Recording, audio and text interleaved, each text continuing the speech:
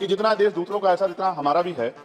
हम मरने के लिए पैदा नहीं हुए, जो चाहता है हमारी हत्या कर देता है। मूछे रखने पे, घोड़ी पे बैठने पे, मटकी छूने पे हमारी हत्या हो रही है। क्या बदला है सर? 70 साल बाद भी दलित पिछड़े मुसलमानों पे हिंसा नहीं रुक रही है सर। देश किसी की बकौती नहीं है, देश संविधान से चलता है सर। दोस्तों, आज हम बात करेंगे एक ऐसे ऐतिहासिक भाषण के बारे में जो संसद के भीतर दिया गया और पूरे देश में हलचल मच गई। ये भाषण था नगीना से नवनिर्वाचित सांसद चंद्रशेखर आजाद का। उन्होंने संसद में महिलाओं, दलितों और सरकारी कर्मचारियों से जुड़ी अहम समस्याओं पर अपनी बात रखी। क्या उनका भाषण समाज में बदलाव की ओर एक कदम हो सकता है? चलिए जानते हैं। दरअसल आज संसद में धन्यवाद प्रस्ताव पर चर्चा हो रही थी और इस दौरान चंद्रशेखर आजाद ने अपनी आवाज उठाई। सबसे पहले उन्होंने महिलाओं की सुरक्षा और सम्मान पर सवाल उठाए। उन्होंने मणिपुर, हाथरस और पहलवान बेटियों का जिक्र करते हुए कहा कि इस देश में महिलाओं के खिलाफ अत्याचार बढ़ते जा रहे हैं। उनका कहना था कि सरकार को महिलाओं के खिलाफ बढ़ते अपराधों को रोकने के लिए ठोस कदम उठाने चाहिए। बता दें कि चंद्रशेखर आजाद ने मणिपुर और हाथरस की घटनाओं का भी जिक्र किया, जहां महिलाओं के खिलाफ अत्याचार हुए। उनका कहना था कि सरकार महिलाओं की सुरक्षा में नाकाम रही है और ये केवल कुछ घटनाएं नहीं बल्कि पूरी एक बड़ी समस्या है। आगे उन्होंने क्या कुछ कहा, आप भी सुनिए। माननीय सभापति जी, 14 अगस्त 1947 को ये देश अंग्रेजों के अधीन था। 15 अगस्त 1947 को हम लोग आज़ाद हुए। 16 अगस्त 1947 को देश आज़ादी में था, लेकिन धन धरती राजपाट में बंटवारा नहीं हुआ। जो साधन संसाधन थे उनमें बंटवारा सही रूप से न होने के कारण एक बहुत बड़ी आबादी सुविधाओं से वंचित और सम्मान से वंचित रह गई। उनको सम्मान देने के लिए और अंतिम व्यक्ति तक सुविधाएं पहुंचे, इसके लिए लोकतंत्र की व्यवस्था हुई। लेकिन आज़ादी के 70 साल बाद भी हम कहाँ खड़े हैं, इस पर ये चिंता का विषय है। मैं मानता हूं कि सामाजिक न्याय तभी होगा माननीय सभापति जी, जब जातीय जनगणना पूरी होगी और जातीय जनगणना कराई जाएगी और साथ साथ संख्या के आधार पर आरक्षण जो है वंचित वर्गों का बढ़ाया जाएगा। उसके साथ साथ जब राष्ट्रपति जी अभिभाषण में बात रखी थी तो उन्होंने शहरी और ग्रामीण क्षेत्रों के विकास की बात कही और ये भी कहा कि दुनिया में सबसे उत्तम शहर हमारे यहाँ बने। लेकिन माननीय सभापति जी, 70% आबादी तो गांव में निवास करती है, तो गांव की आबादी के बारे में भी सोचना होगा कि उनका जीवन कैसे बदले। माननीय सभापति जी, उच्च शैक्षणिक संस्थानों में बहुजन समाज के जो छात्र हैं उनके साथ कास्ट एट्रोसिटी हो रही है, निरंतर उनकी हत्या हो रही है।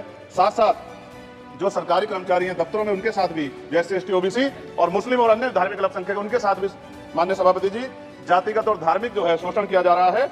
इसलिए मेरी मांग भी है कि पुरानी पेंशन को भी अध्यक्ष जी बहाल किया जाए। जो कर्मचारी देश की सेवा में लगे हैं उनका भी सम्मान होना चाहिए। साथ साथ सभापति जी, भाजपा ने चुनावी लाभ के लिए सबका साथ सबका विकास के नारे दिए जो खोखले हैं, क्योंकि 10 साल में दलित, पिछड़े, आदिवासी, मुस्लिम और अन्य धार्मिक अल्पसंख्यक जो अत्याचार हुए हैं वो किससे छिपे हुए नहीं है। ये गलत है, ये बंद होना चाहिए। सभापति महोदय जी, महामहिम राष्ट्रपति जी के भाषण में निजी क्षेत्रों में SC ST OBC को रिजर्वेशन देने का कोई उल्लेख नहीं हुआ है, जो कि आज चर्चा का विषय, क्योंकि 98% प्राइवेट सेक्टर है, 2% सरकारी सेक्टर है, तो 98% प्राइवेट सेक्टर में भी हमारी हिस्सेदारी की बात होनी चाहिए। माननीय सभापति जी, आशा कार्यकर्ताओं, आंगनबाड़ी वर्करों, भोजन माताओं के वेतन वृद्धि पे भी कोई उल्लेख नहीं हुआ है, वो भी अभी नंगे, उन पर भी सोचना पड़ेगा। माननीय सभापति जी, जिस क्षेत्र से मैं चुन के आऊं नगीना से, वो बहुत पिछड़ा क्षेत्र है। उस क्षेत्र में कोई विशेष आर्थिक पैकेज नहीं दिया गया, रोजगार की सेवाएं नहीं है, नौजवान पलायन करता है। IIT, IIM, एम्स, केंद्रीय विद्यालय आदि शिक्षा में और चिकित्सा संस्थानों की स्थापना होनी चाहिए, जो कि नहीं है। और माननीय सभापति जी, मानसून सत्र आ गया है, मेरा क्षेत्र बाढ़ से बहुत प्रभावित है, इसलिए मैं आपसे आग्रह करूंगा कि वहां के लोगों को बाढ़ से निजात दिलाई जाए।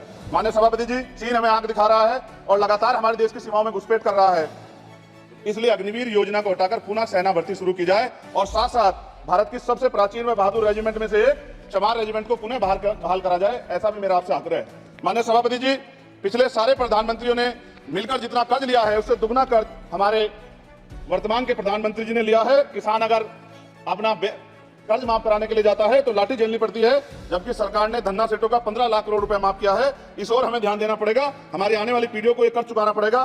माननीय सभापति महोदय जी, किसानों को MSP की लीगल गारंटी तथा किसानों का कर्ज माफ होना चाहिए। साथ साथ 2 अप्रैल 2018 को SC ST के बच्चों पे बहुत बड़े पैमाने में मुकदमे लगे थे, वो हमारी लड़ाई सही थी, ये सुप्रीम कोर्ट ने माना और बाद में सरकार ने माना, वो मुकदमे तुरंत वापस होने चाहिए।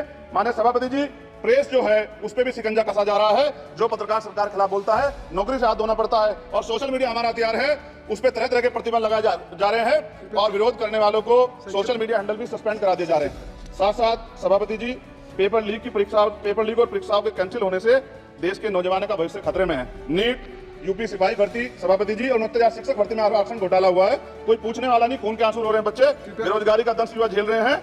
इसलिए मेरा आग्रह है कि युवाओं के लिए समाप्त करें। माननीय सभापति जी, मैं पहली बार बोल रहा हूँ, आप कहेंगे मैं बैठ जाऊंगा, मैं आपकी बात, मैं संवैधानिक मर्यादा का पालन करूंगा, मगर हम तो माननीय सभापति जी सुन ही रहे हैं। आप बोलिए, 1 मिनट। धन्यवाद। अध्यक्ष सभापति जी, नारी सम्मान की बात करने वाली सरकार, हमने मणिपुर देखा सर, हमने पहलवान बेटियों का हासिल देखा सर, और हमने सर हाथरस की बेटी का हर्ष देखा सर, और हाथरस के परिवार को जो वादा किया था सरकार ने वो भी पूरा नहीं किया। और महिलाओं में भी स्पेशली दलित, पिछड़े और मुस्लिम वर्ग की, आदिवासी वर्ग की महिलाओं के साथ आज भी एनसीआरबी का डाटा कहता है सर जो जुल्म हो रहा है वो सहनीय नहीं है सर। साथ साथ कोविड में तैरती, हमने कोविड में बहुत सुना सर, कोविड में तैरती लाशें भी गंगा में हमने देखी है सर, और मजदूरों का हाल भी हमने देखा है। सभापति जी मैं समाप्त कर रहा हूँ। नोटबंदी पे छोटे मजदूरों की जो कमर टूटी वो भी हमने देखी है। सभापति जी शैक्षणिक संस्थानों, विश्वविद्यालयों में, चिकित्सा संस्थानों में ओबीसी एसटी के योग्य अभ्यर्थी को एनएफएस करके जिस तरह निकाला जा रहा है, लेटरल एंट्री करके जिस तरह हमारे रास्ते बंद किए जा रहे हैं, ये भी हम देख रहे हैं सभापति जी। साथ साथ मेरा ये कहना है सर, ये सबका इशू है कि प्राइवेट कर्मचारी सर और सरकारी भी कई जगह पे 8 से ज्यादा घंटों से काम करते हैं, और उनको जब सर उचित वेतन भी नहीं मिलता, तो न्यूनतम वेतन 20,000 रुपए तय हो और 24 घंटे की ड्यूटी। उदाहरण के तौर पे यूपी पुलिस सर बहुत पूरा काम करते हैं वो लोग। वो राज्य के विषय हैं, आप सर मैं आपके राज्य सरकार के लिए भी आपके संज्ञान में डाल रहा हूँ विषय सर, पुलिस सब जगह है सर, लेकिन सवाल ये है सर, बहुत पसीना बात है, 8 घंटे की ड्यूटी और वेतन विसंगति, बॉर्डर स्कीम से उनको जो बाहर किया जाए। माननीय सभापति जी 1 मिनट चाहिए सभापति जी। राष्ट्रपति जी ने धर्म के बारे में बात की थी, राम मंदिर से पहले हमारे गुरुगढ़ तुगलकाबाद का फैसला आया था राष्ट्रपति जी, वो सभापति जी अभी तक दिल्ली में स्थित सदगुरु रविदास जी महाराज का गुरुगढ़ नहीं बना। खत्म करते हुए मैं आपसे कहना चाहता हूं कि जितना देश दूसरों का ऐसा इतना हमारा भी है। हम मरने के लिए पैदा नहीं हुए, जो चाहता है हमारी हत्या कर देता है। मूछे रखने पे, घोड़ी पे बैठने पे, मटकी छूने पे हमारी हत्या हो रही है। क्या बदला है सर 70 साल बाद भी? दलित, पिछड़े, मुसलमानों पे हिंसा नहीं रुक रही है सर। मेरा आपसे संरक्षण के साथ ये आग्रह है कि इन घटनाओं को रोका जाए, और देश किसी की बपोती नहीं है, देश संविधान से चलता है सर। कि आपने सुना, चंद्रशेखर आजाद ने ओबीसी, एससी और एसटी समुदाय का मुद्दा भी उठाया। उन्होंने कहा कि अगर सरकार इन वर्गों के लिए सही कदम उठाए तो देश में समानता और सामाजिक न्याय का सपना पूरा हो सकता है। चंद्रशेखर आजाद ने ये भी कहा कि समाज में समानता तब तक नहीं आएगी जब तक इन वर्गों को सही तरीके से सरकारी नौकरी नहीं मिलेगी और उनके अधिकारों की रक्षा नहीं की जाएगी। हालांकि चंद्रशेखर आजाद का भाषण तब और भी गूंजा जब उन्होंने भारतीय सेना में चमार रेजिमेंट की मांग उठाई। उन्होंने कहा कि यह देश केवल एक वर्ग का नहीं बल्कि सभी का है। उनका कहना था कि चमार रेजिमेंट से दलित समुदाय की वीरता को सम्मान मिलेगा और ये उनके योगदान को स्वीकारने का एक तरीका होगा। इसके बाद चंद्रशेखर आजाद ने सरकारी और प्राइवेट कर्मचारियों का न्यूनतम वेतन बढ़ाने की मांग की। उनका कहना था कि कर्मचारियों का वेतन बढ़ाना सरकार की जिम्मेदारी है ताकि वो बेहतर तरीके से अपना काम कर सके और उनका जीवन स्तर बेहतर हो सके। उनका कहना था कि अगर सरकार कर्मचारियों का वेतन बढ़ाती है तो ये न केवल उनकी स्थिति को सुधारने में मदद करेगा बल्कि पूरे समाज की प्रगति में भी योगदान देगा। इसके साथ ही चंद्रशेखर आजाद ने पुलिसकर्मियों की 24 घंटे की ड्यूटी पर भी सवाल उठाते हुए कहा कि पुलिसकर्मियों की ड्यूटी को 8 घंटे किया जाना चाहिए और उनके वेतन में भी वृद्धि की जानी चाहिए। चंद्रशेखर आजाद के इस बयान के बाद ही संसद में इन मुद्दों पर तीखी बहस हुई।